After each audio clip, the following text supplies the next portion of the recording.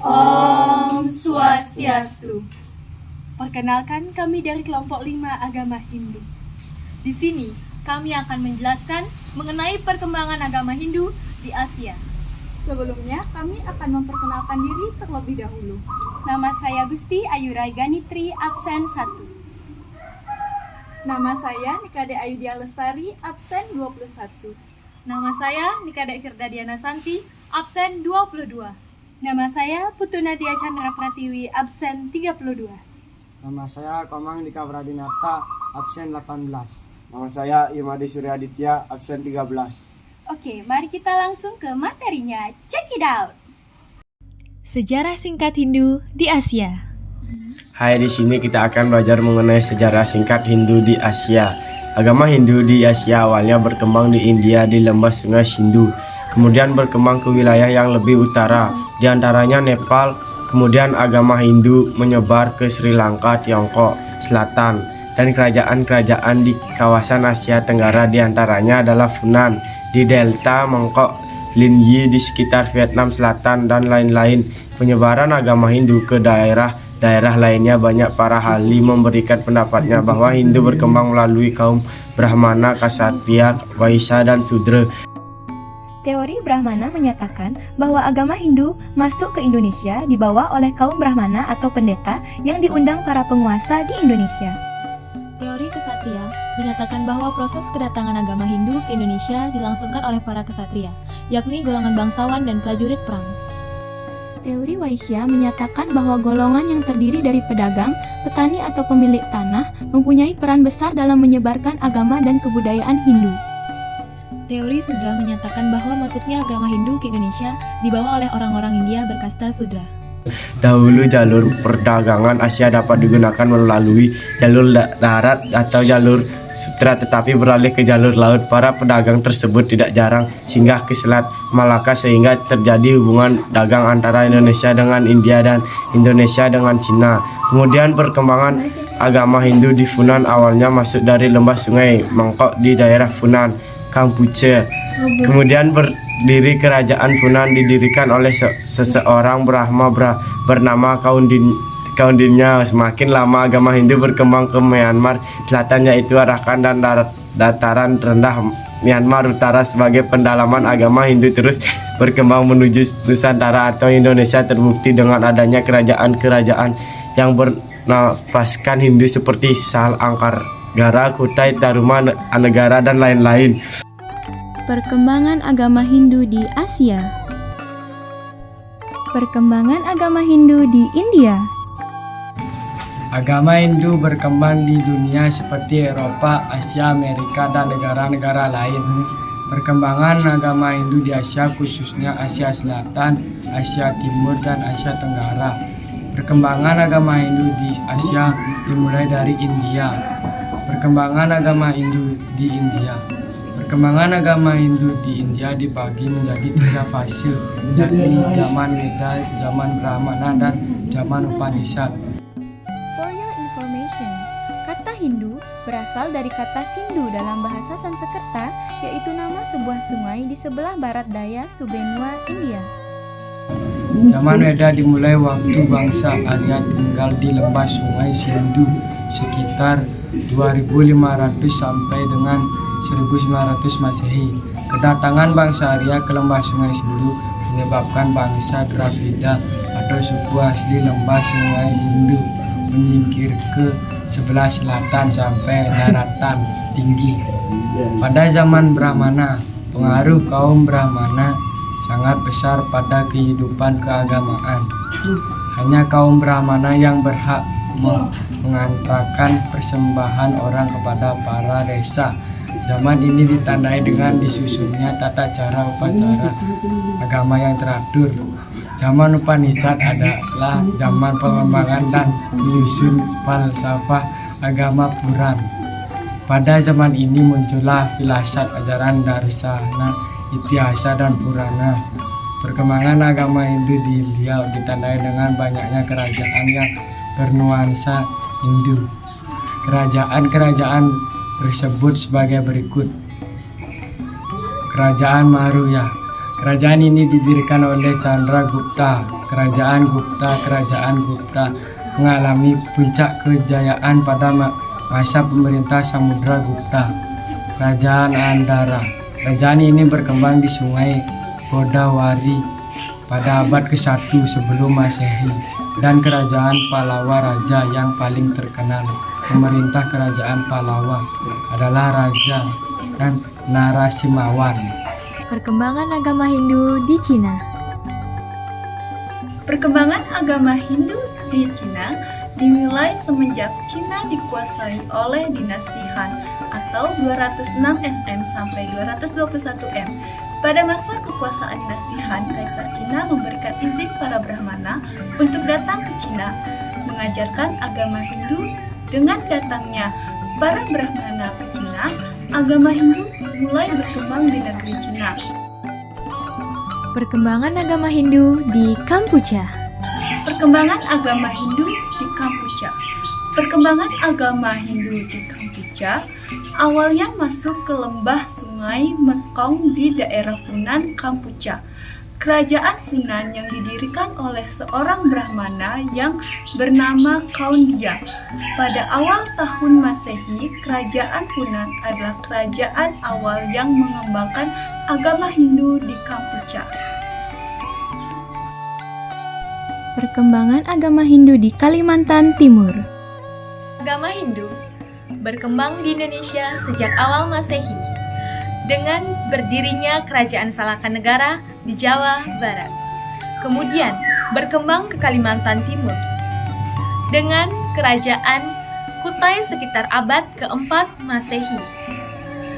Kerajaan Kutai terletak di Kalimantan, tepatnya di hulu Sungai Mahakam.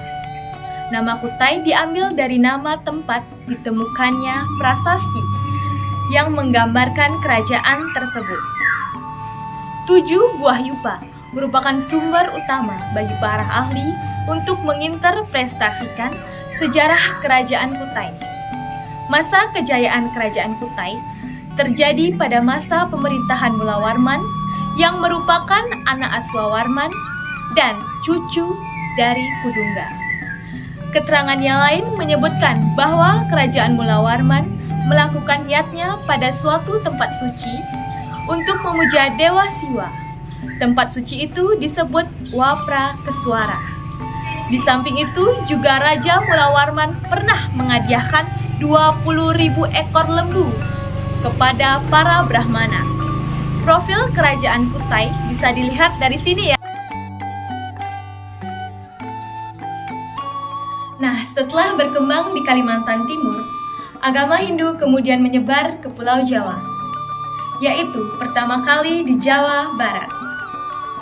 Kerajaan tertua di Pulau Jawa yaitu Kerajaan Tarumanegara. Letak Kerajaan Tarumanegara berada di barat tepi Sungai Cisadane sekitar Bogor sekarang. Sumber sejarah Kerajaan Tarumanegara dapat diketahui melalui 2 sumber. Dari sumber luar negeri berupa berita asing dan sumber dalam negeri berupa prasasti. Sumber dari luar negeri berasal dari berita Cina. Berita tersebut adalah berupa catatan perjalanan Fahian atau penjelajah dari Cina pada awal abad ke-5. Berita dalam negeri adalah berupa 7 buah prasasti peninggalan Kerajaan Tarumanegara. Yang pertama adalah prasasti Ciaruteun, yang kedua prasasti Pasir Awi, yang ketiga prasasti Muara Ciantan, yang keempat prasasti Jambu, yang kelima prasasti Lebak, yang keenam prasasti Kebun Kopi, yang ketujuh prasasti Tugu. 2. Kerajaan Pajajaran. Kerajaan Pajajaran juga dikenal dengan nama lain, yaitu Kerajaan Sunda atau disebut Pasundan. Letak Kerajaan Pajajaran ini di masa lampau bukanlah terletak di Bandung, yang kini menjadi Pulau Jawa Barat, melainkan di Pakuan atau saat ini disebut dengan Bogor. Berikut adalah peninggalan Kerajaan Pajajaran yang masih bisa dilihat hingga saat ini antara lain. Yang pertama, Prasasti Cikapundung. 2. Prasasti Pasir Datar. 3. Prasasti Sunda Portugis. dan yang terakhir prasasti situs Karangmulyan. Kerajaan Galuh. Kerajaan Galuh adalah kerajaan bercorak Hindu di Indonesia yang wilayahnya terletak antara Sungai Citarum di sebelah barat dan Sungai Cisarayu juga Cipamali di sebelah timur. Peninggalan kerajaan Galuh adalah sebagai berikut. Yang pertama, Prasasti Mandiwunga, 2 Prasasti Cikajang, 3 Prasasti Rumata, 4 Prasasti Galuh, dan yang terakhir yaitu Candi Cakwang. Perkembangan agama Hindu di Jawa Tengah. Nah, setelah berkembang di Jawa Barat, sekarang kita belajar kerajaan-kerajaan Hindu yang berkembang di Jawa Tengah nih. Kira-kira ada kerajaan apa saja ya? Yuk kita cari tahu. Yang pertama ada Kerajaan Holing atau Kalingga. Kerajaan Kalingga diperintah oleh Ratu Sima pada tahun 647 Masehi. Dalam naskah cerita Parayangan, Ratu Sima menikah dengan Mandi Minyak, yaitu putra mahkota kerajaan Galuh. Ratu Sima memiliki cucu yang menikah dengan raja ketiga dari kerajaan Galuh. Dari pernikahan itu, lahirlah seorang anak yang bernama Sanjaya. Sanjaya menjadi raja kerajaan Kalingga di bagian utara yang disebut dengan Bumi Mataram. Prasasti Tukmas, Prasasti Sojomerto, Candi Angin, dan Candi Berubah merupakan peninggalan kerajaan Kalingga. Kerajaan Kalingga runtuh dikarenakan ditaklukkan oleh kerajaan Sriwijaya.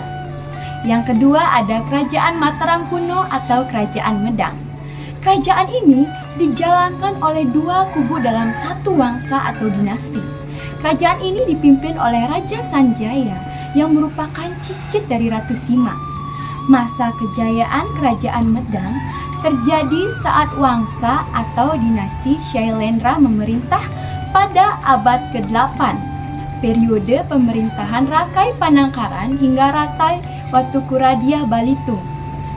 Kerajaan Medang redup diakibatkan perebutan kekuasaan dan semakin redup setelah terbagi menjadi 2, yakni Medang Jawa Tengah dan Medang Jawa Timur.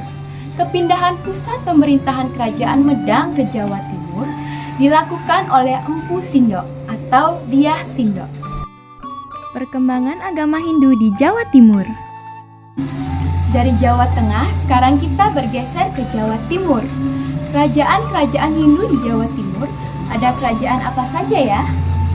Oke, kerajaan yang pertama ada Kerajaan Kanjuruhan. Kerajaan Kanjuruhan adalah sebuah kerajaan bercorak Hindu di Jawa Timur yang pusatnya berada di dekat kota Malang. Kanjuruhan diduga telah berdiri pada abad ke-8 Masehi. Masih sezaman dengan Kerajaan Tarumanegara di sekitar Bekasi dan Bogor sekarang. Bukti tertulis mengenai kerajaan ini adalah Prasasti Dinoyo. Rajanya yang terkenal adalah Gajayana. Peninggalan lainnya adalah Candi Badut dan Candi Kara Ngabesuki. Yang kedua, ada Kerajaan Mataram Kuno. Kerajaan ini bercorak Hindu-Buddha.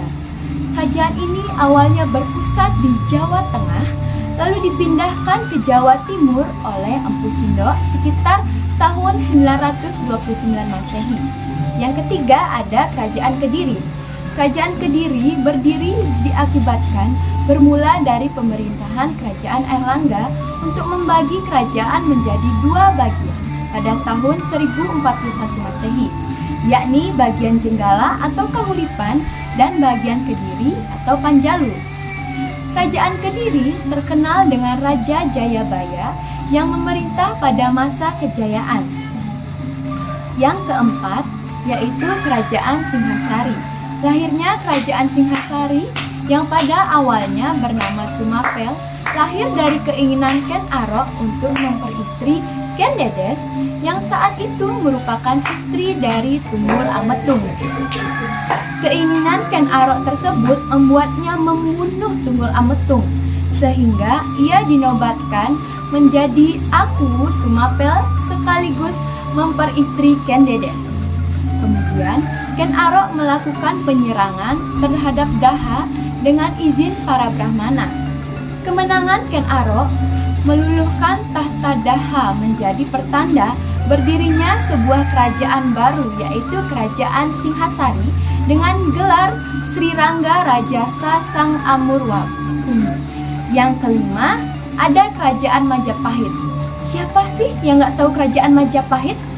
Kerajaan ini terkenal pada masa pemerintahan Hayam Wuruk dan seorang patih yang sangat terkenal, yakni Patih Gajah Mada. Kerajaan Majapahit didirikan pada tahun 1293 Masehi oleh Raden Wijaya yang merupakan cucu dari Raja Kertanegara, yakni raja terakhir dari Kerajaan Singasari. Kerajaan Majapahit runtuh diakibatkan adanya perang saudara yang dikenal dengan Perang Parekrek. Nah, yang terakhir ada Kerajaan Blambangan, yakni kerajaan yang berada di semenanjung Blambangan, ujung timur Pulau Jawa. Kerajaan Blambangan dianggap sebagai kerajaan bercorak Hindu terakhir di Pulau Jawa. Diketahui bahwa Kerajaan Blambangan dulunya merupakan kota pelabuhan bagian dari Majapahit Timur. Nah, itu tadi kerajaan-kerajaan yang ada di Jawa Timur. Perkembangan agama Hindu di Bali. Sekarang perkembangan agama Hindu di Bali nih. Seperti yang kita ketahui, mayoritas penduduk di Bali menganut agama Hindu. Masuknya agama Hindu di Bali diperkirakan pada abad ke-8. Hal ini dapat dibuktikan dengan adanya prasasti-prasasti, juga dengan adanya Arca Siwa dan Pura Putra Betara yang ada di desa Bedahulu yang ada di Gianyar. Berikut kerajaan-kerajaan yang bercorak Hindu yang berkembang di Pulau Bali. Yang pertama yaitu Kerajaan Bedahulu. Ini dia tampilannya. Yang kedua yaitu ada Kerajaan Buleleng dan Bukit. Ini dia penjelasannya. Kerajaan yang ketiga yaitu Kerajaan Karangasem Karangsemadi. Ini dia tampilannya. Yang keempat yaitu ada Kerajaan Klungkung. Ini dia tampilannya. Yang kelima yaitu ada Kerajaan Gelgel. Ini dia tampilannya. Kerajaan yang keenam yaitu ada Gianyar. Ini dia tampilannya. Kerajaan yang ketujuh yaitu ada kerajaan apa? Ada Kerajaan Jembrana. Ini dia tampilannya. Kerajaan yang kedelapan, kerajaan apa ayo? Bangli. Wow, benar sekali. Kerajaan Bangli. Ini dia tampilannya.